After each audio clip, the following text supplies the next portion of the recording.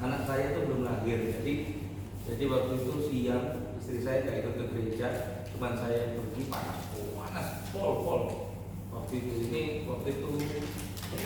siang banget, jadi kayaknya tengah hari luar ya, jam 12 lagi, panas keluar dari Lembadian, panas saya mikirin tak belikan makanan. Oke, lagi mikir gitu ya, mau belikan makanan, tiba-tiba dipotong sama mobil. Ya gitu, tapi saya panas waktu itu, benar-benar panas. Nah, masih pendeta kayak gini, wah ini untuk pendekar ini tak kejar gitu. Dia juga tahu kayaknya, dia kejar sampai lampu merah, arah kontak, antem nih dia, baru mau gitu turun kacanya, siang om, siang, selamat siang, lah ya kayak udah marah gitu ya gimana? Ya ngomong, gimana om? Tadi udah ngomong, selamat siang, saya ya duluan ya. Saya masih ingat orang besar, masih ada di gereja tapi dia nggak tahu kalau dia tuh mau itu saja, dia nggak tahu memang, dia nggak tahu. Nah iya, nggak apa-apa. Cuman kan yang maksudnya daripada saya terlanjur ngomong gitu kan, ya jemaah. Nanti kalau dia tahu saya naik gimbar, ini misuh aku. Ini betul itu loh, ya mau dia mau. Daripada kita nih, sama tadi om dalam mobil, nah yang dengar kan kasihan. Yang ini nggak ada salahnya orang itu. Orang itu nggak dengar om. Pokoknya orang tidak. Ya, siapa tahu lewat lagi gitu om ganti ya kata-kata.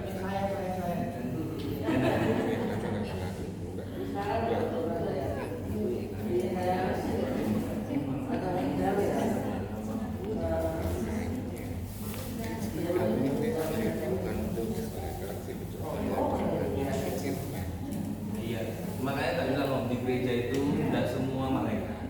Kita jangan berpikir kayak oh ini. Saya dulu waktu pertama mau masuk gereja itu, apalagi waktu Pak Denny sama Pak Denny itu, saya kuat. Dia ngomong saya kuat. Ternyata aku enggak. Ini saya ada sekolah kalau aku khotbah. Masuk termasuk saya di Semarang itu saya terus akhirnya bisa ya dia khotbah sampai selesai saya khotbah itu sampai akhirnya dia masih sekolah terus sampai sekarang dia dalam perlakuan dia pun kamu juga kamu nggak suka saya keluar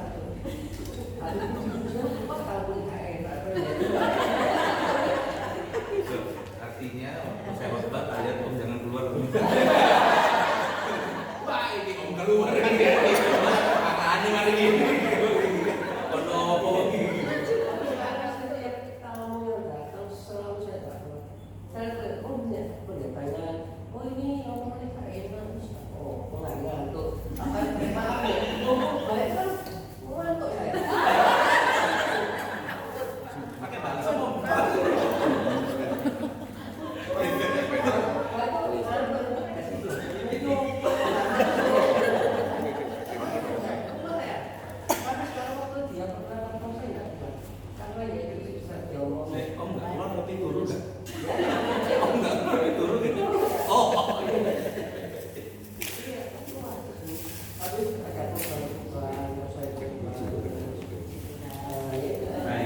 mendingan ngurus ini daripada Israel Palestina ya. Benar, itu paling benar sih.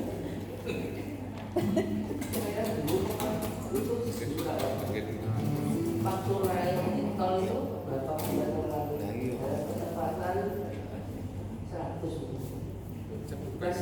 Bandar depan kanan ini meletus. Tapi muter tak pinggir tol. Yang terus aku bilang aku foto kirim ke grup ini bantu meletus daripada sini loh. Aku foto sih tak terus pagi itu tinggi lah ya. Foto kami tak foto, tak kirim kok. Oh nggak mati, kita ngerti, itu kan saya. Biasanya itu lewat dan terus itu langsung mengontek langsung nabrak. Loh tak tahu ya, aku selamanya aku mau ngomong saya. Oleh Tuhan tidak bersui. Selamat ujian selesai gitu. Kok saya sih ngomong apa singkat kok padat.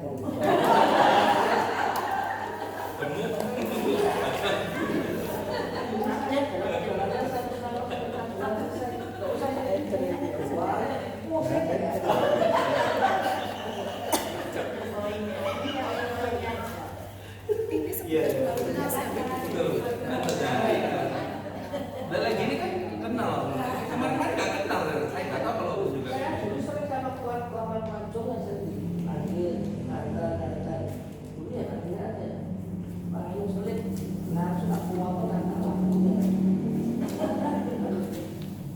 terus kalau aku mau gitu aku butuh preman ya itu ngomong ya enak potong langsung sulit pakai ngurus kok aku ganti titik sikat sama dulu urusan duit dan itu saya terus ngomongin terus ngomong nggak ngomongin pikir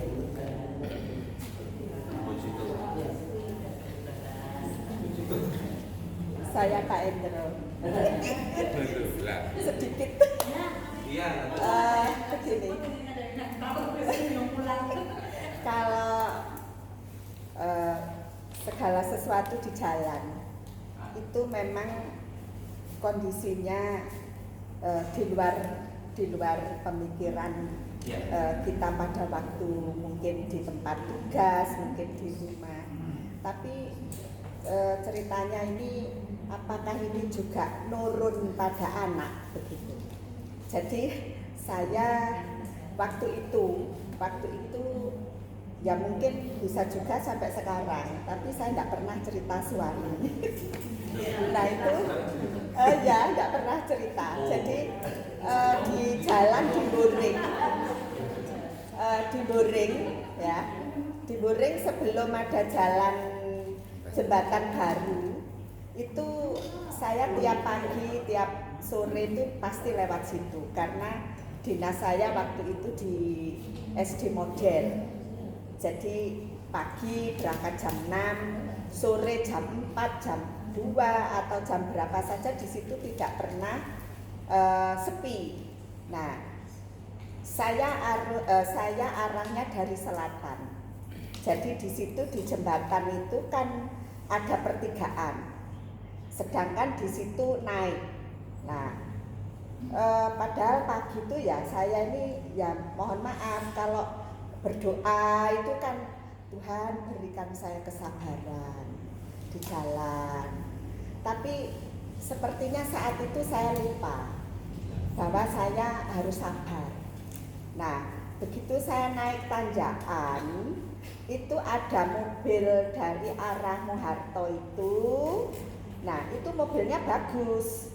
Nah, lebih bagus daripada mobil saya. Nah, saya ini sudah posisi betul, tapi dia ini nyelonong. Akhirnya saya wis dalam hati kurang ajar dan sebagainya. Saya terus kena bemper saya, jadi saya langsung toleh. Ya maaf, saya bilang, oh goblok, saya bilang begitu karena emosi.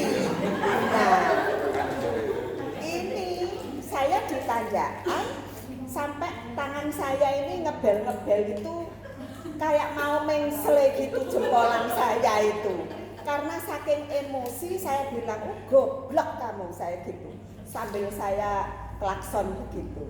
Tapi saya lihat orangnya laki-laki ya, mungkin usianya itu masih sekitar antara 35 sampai 40. Saya toleh, dia noleh, dia lihat mobilnya kena apa enggak. Saya batin, kamu mobilmu baru, kena kamu yang rugi.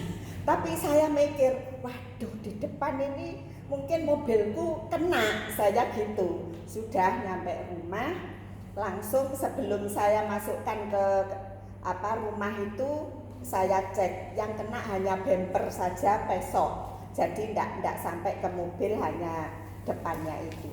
Lah ini ada saksi nih, jadi mobil yang di depan bumpernya yang depan itu saya bilang diisolasi nih Pak. Kok iso iki Mang wis aku emosi saya gitu. Nah, emosi itu ternyata anak saya yang laki ini juga waduh ki kok podo iki koyoke karakter nih. Saya gitu. Jadi dia kalau ada yang nyelip, ada apa dia langsung ngegas ngeng. Terus no, saya gitu terus no. Iki no papa ini. Mah gini. Lah sampai sekarang saya itu kadang gini. Memang kesabaran di jalan itu perlu belajar. Jadi Selasa mau ibadah, Rabu mau doa malam. Di jalan itu pasti hal-hal yang membuat emosi, membuat memang itu harus kita kendalikan dari dalam. Nah ini yang PR saya harus bisa mengendalikan anak saya yang laki-laki yang biasanya itu juga nguberan gitu.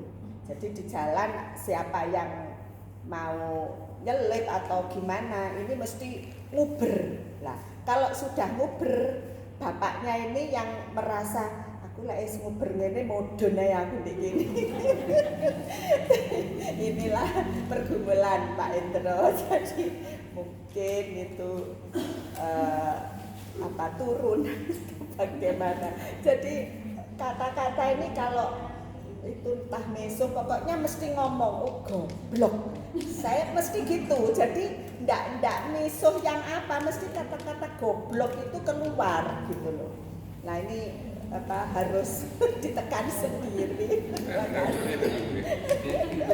Itu menarik sih Tante, karena saya baru-baru mengalami itu. Jadi anak saya yang paling kecil itu kan masih belum bisa ngomong. Ini benar-benar masih belum bisa ngomong. Yang jelas itu cuman papa, mama, kakak, adik, terus nama-nama. Tapi namanya nama saya, nama istri, nama kakaknya. Yang saya kaget nih, yang Tante bilang kan tadi itu mungkin nurun.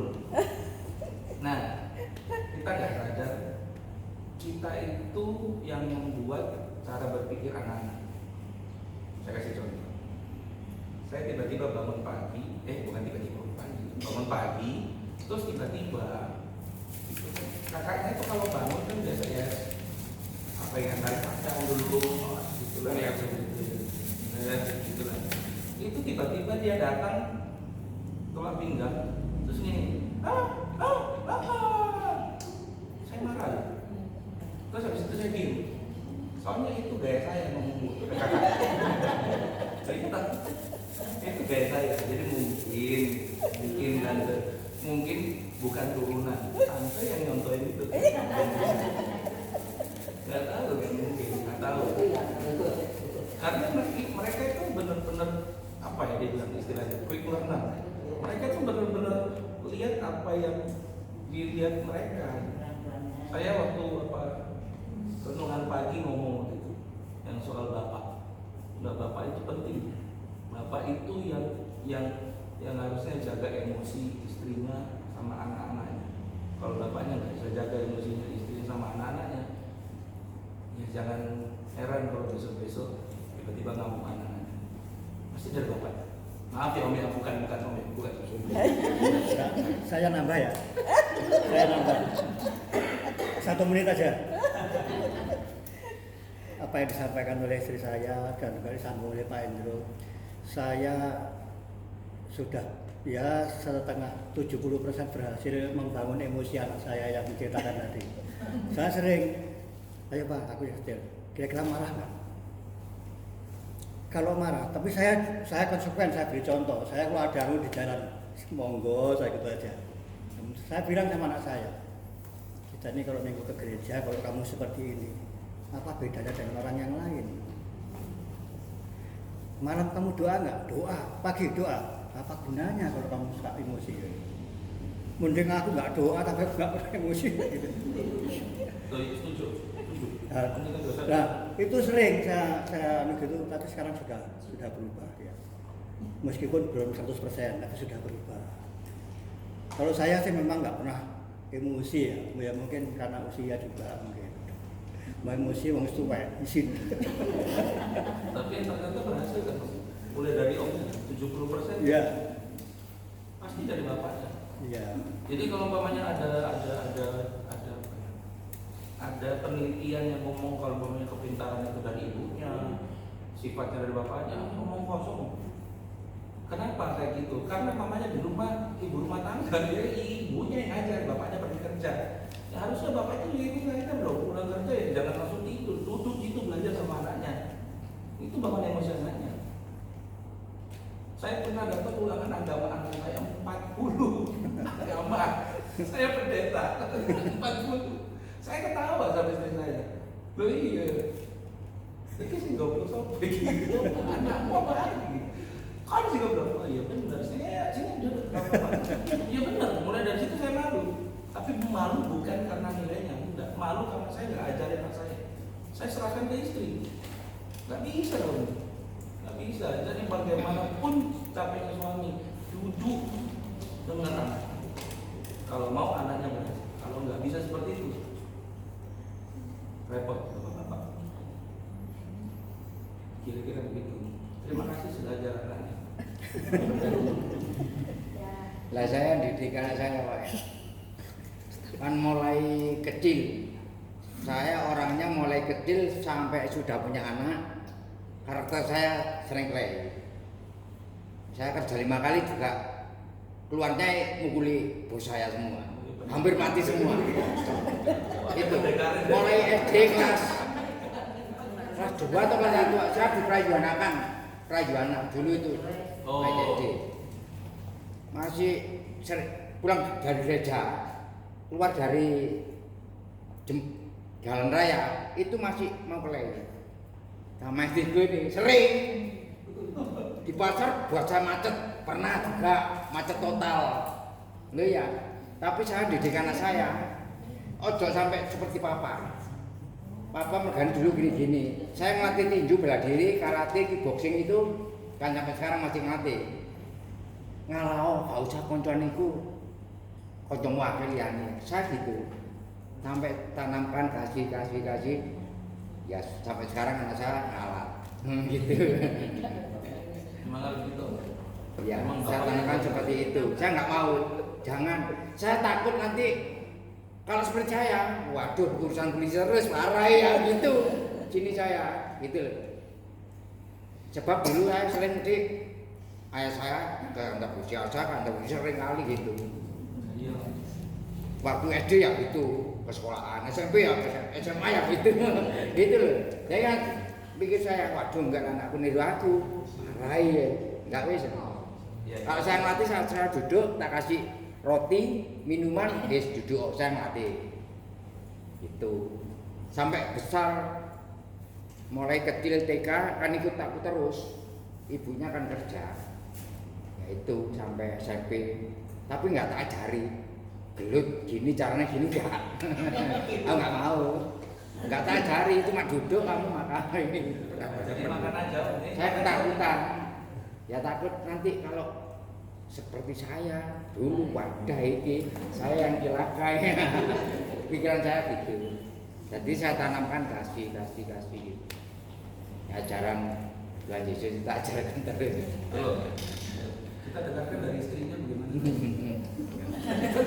Tadi saya mau nyampaikan kayaknya sama Pak David 11-12 saya ini. Makanya saya ini sama Bu Ani ini sama-sama apa kita yang sabar atau saya sekarang yang nggak sabar, karena suami saya selalu bilang apa kamu ini orangnya nggak sabaran, cepet marah gitu. Padahal faktanya itu ya sama, pulang dari gereja masih pulang mau cari Loh itu loh dipotong, oh anak masih muda dikejar, motornya jelek kan waktu itu, nggak bisa ngejar kan, motor yang anak muda itu bagus, ditaruh di apa sebelah jembatan, saya disuruh turun nyebrang dia itu karena kan putaran gini, karena motornya nggak bisa ngejar. Loh itu loh dia ngejar sambil jalan nyebrang gini dipotong segitunya.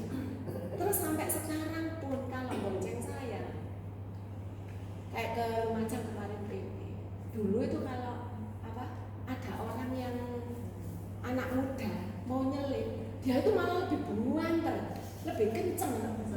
Jadi kayak nggak mau gitu loh, padahal sudah enak jalannya. Tapi kalau ada orang nyelip, dia tuh nggak mau kalah, lebih kenceng lagi. Saya puji Tuhan kemarin ke Lumajang itu apa mungkin sudah kita usia ya, dia mulai nyadar gini, kamu lama ya nggak tak ajak keluar kota.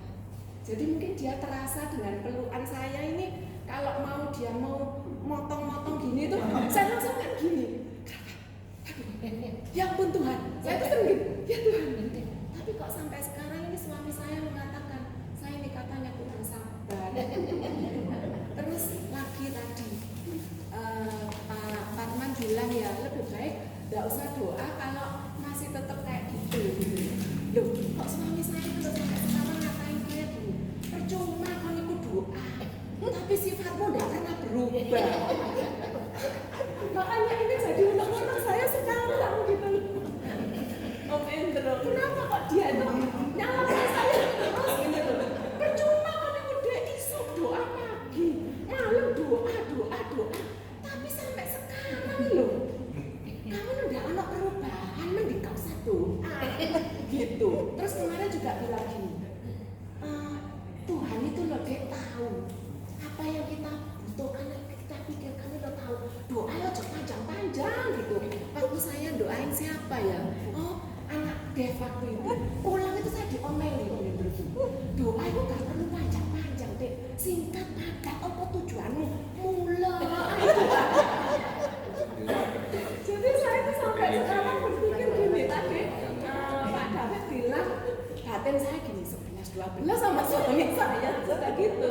Pak Parman tadi bilang nggak perlu doa. Loh, suami saya kok nuduh saya seperti itu. Sebenarnya yang benar ini gimana kok ini? Ya, bukan benar sih Tante. Jadi maksudnya kayak gini sih sebenarnya. Katanya saya nggak berubah. Saya yakin semua suami istri yang ada di ruangan ini juga hal yang sama kok. Cuman nggak mau ngaku aja. Jadi nggak mau ngaku aja. Jangan gitu Tante. Betul Pak. Bangun pagi cuma dilirik toh itu bisa ngamuk. Loh saya ngalami. Dilirik kok saya main ngelirik kok ini habis jalan. Kamu itu suami nggak sopan. Apa suami nggak sopan? Baru bangun pagi loh Tante. Pendeta loh Tante. Pendeta loh Tante. Kamu suami nggak sopan? Hah? Suami nggak sopan? Jalan jam 3:30. Apa ini? Jadi ya maksudnya kayak gitu tuh sebenarnya kayak gini mikirnya. Kalau omnya ngomong gitu wajar, karena kan omnya dengan pola pikirnya, tante kan dengan pola pikirnya wajar. Orang tinggal satu rumah ya nggak wajar, guys. Kalau kayak gitu nggak ngomong, tante juga kayak gitu nggak ngomong, nggak wajar. Mana-mana nggak wajar. Selama masih bisa gitu wajar gitu. Wajar. Jadi maksudnya kan namanya juga dua kepala jadi satu. Ya maksudnya kayak gitu wajar. Yang nggak wajar itu kalau namanya tante sudah punya atau omnya juga sudah pikiran kayak, oh ini kamu nggak sabar tapi nggak ngomong, kan numpuk dong, numpuk tiba-tiba, ayo taruh mulai repot kan, yang itu repot. Karena saya pernah konseling orang yang om seberapa? Bu, saya konseling orang 85 tahun. Mau cerai 85 mau cerai ngapain? Udah punya cucu, punya anak, cucunya udah punya anak ya, dan itu cicitnya udah mau beranak lagi. 85 tahun mau cerai gara-gara apa? Gara-gara pasta gigi, gak tahan. mungkin karena udah tua kali. Jadi kan yang di rumah kan ketemu itu aja. Itu ngaruh. Apalagi psikisnya tuh ngaruh. Yang istrinya itu selalu rapi, gitu. Rapi. Jadi itu pas lagi digulung rapi. Jadi kalau sudah mau habis kan digulung kan dia. Suaminya enggak, sudah digulung dibuka di kancet kayak sembarang.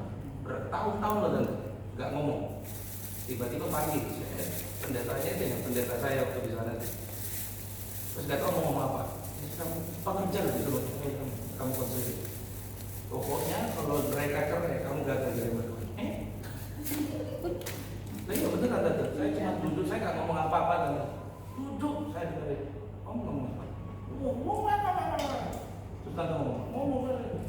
Oke, kalau begitu gimana? Ya bisa, ayo pulang mereka berdua. Saya nggak ngapa-ngapain. Mereka bisa. Ya nggak, itu karena apa? Karena bertahun-tahun nggak ngomong. Bagus kalau omnya masih ngomong. Beneran bagus kalau omnya masih ngomong. Ada nggak sih suami istri yang pernah tinggal satu rumah nggak ngomong? Wih, mangkel, nggak ngomong. Ada nggak? Di sini aja nggak ngaku. Lah iya Tom. Ya. Kena 3S, aja kena 3S ya gitu. Hah? Kena 3S. Apa tuh? Stres setruk selesai. Dikubur. Jangan dengar yang ini nggak kuat, dendam sendiri. Nah, iya. Akhirnya kena 3S itu. Nah, iya, kan Stres sendiri. masih bagus ngomong. Iya, ngomong. terbuka. Kalau saya kan ngomong. Hah? Kalau Yo terima. Yo terima. Aku harus dijawab.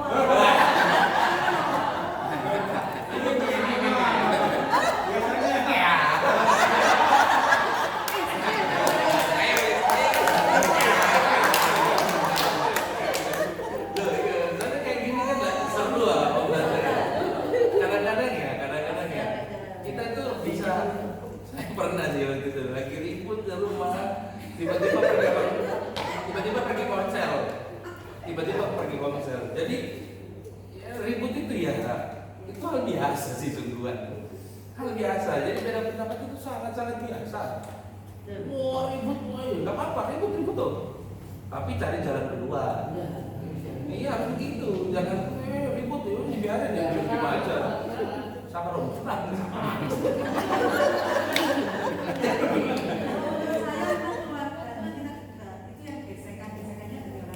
Pasti. Ini sudah hal umum ya. Sudah hal-hal yang umum kalau kita itu masih lebih tahan dengan istri orang daripada sendiri. Betul ya? Ya. Iya. Betul. Karena kan tiap hari kita lihat kelakuannya kayak gini, udah wajar. Terus saya mendadak ya. Iya sabar dong.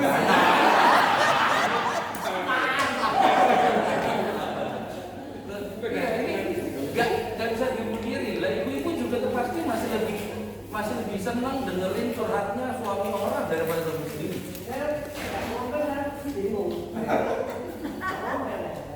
Bingung lah om. Iya. berarti dikalian juga ya yang banyak ngomong ya. Dulu waktu kemarin, dulu. Gak usah dipraktekin.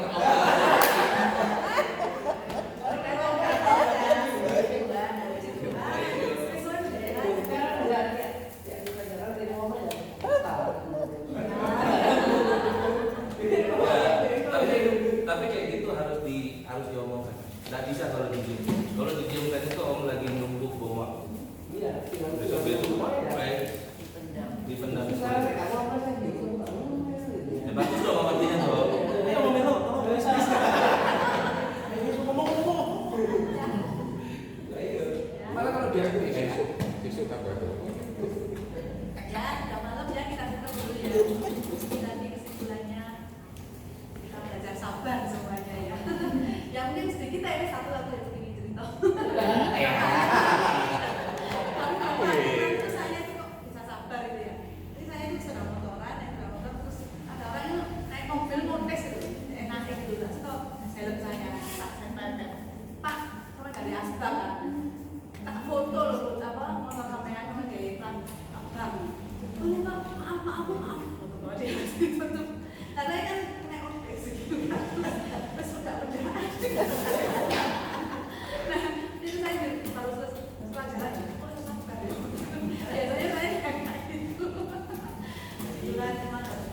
di jalan itu kita banyak belajar sabar ya.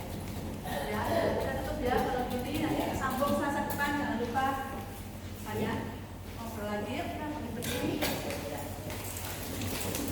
Terima kasih.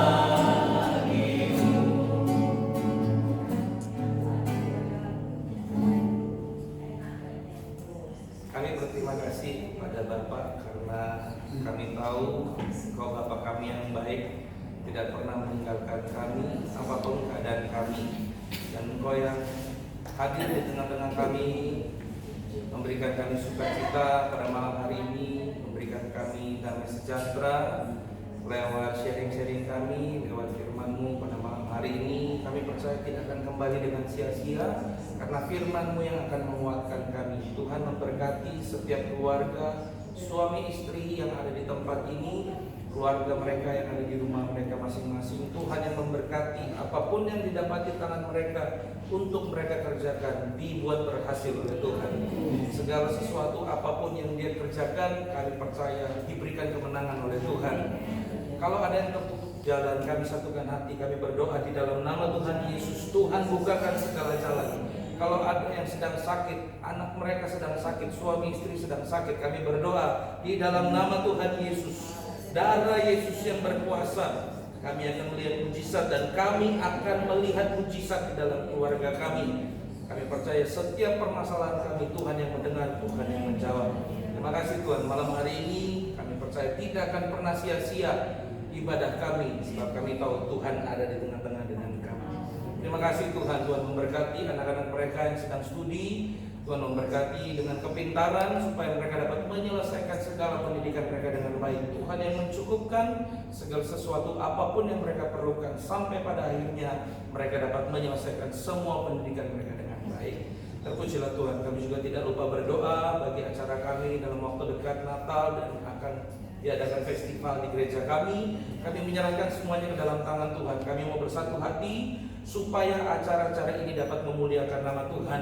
Kami berdoa segala biaya apapun Tuhan cukupkan di dalam nama Yesus, supaya nama Tuhan yang dipuji, nama Tuhan yang dipermuliakan, supaya orang-orang dapat lihat ada Tuhan di tengah-tengah gereja kami. Terima kasih Tuhan, terima kasih. Kalau sebentar kami akan pulang, Tuhan hantarkan kami dengan segala selamat, dengan tidak kekurangan sesuatu apapun. Sekarang saudaraku, marilah kita pulang dengan membawa berkat yang besar daripada Allah Bapa, cinta kasih daripada anak laki-laki dan Roh Kudus, mulai dari malam hari ini sampai selama-lamanya. Di dalam nama Tuhan Yesus Kristus kami sudah terima berkat Tuhan. Haleluya. Amin.